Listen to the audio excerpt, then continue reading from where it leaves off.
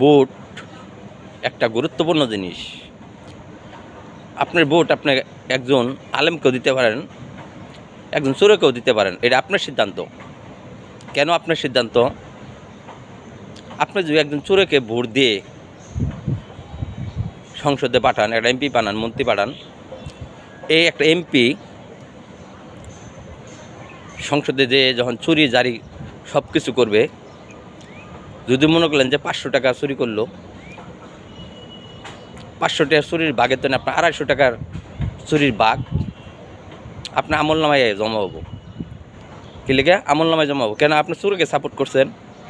আপনাকে আল্লাহ আল্লাহ লোকেকে যদি ভোট দিয়ে জয়যুক্ত করে সংসদে পাঠান,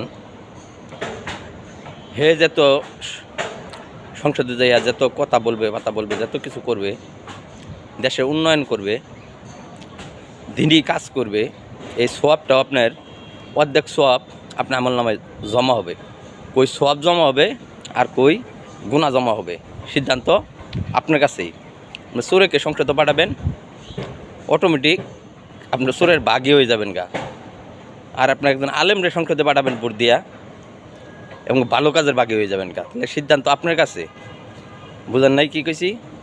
একটা চোর, আমি একটা সাধারণ জিনিস বুঝাই। একটা মাস্টার যখন স্কুলে চাকরি করে, হলো মাস্টার নিয়ে চাকরি করা লাগে না, অটোমেটিক এমনি মাস্টার নিয়ে যায়। এবং চোর যদি চুরি করে, ভোট চুরি করা লাগে না, এমনি কী হয়ে যায়, শূন্য হয়ে যায়। ভোট এমন একটা গুরুত্বপূর্ণ জিনিস, সিদ্ধান্ত আপনার কাছেই। আপনি কি ভালো মন্দ কী করবেন না করবেন, এটা আপনি নিজে যাচাই বাছাই করেন, এটাই সত্যি।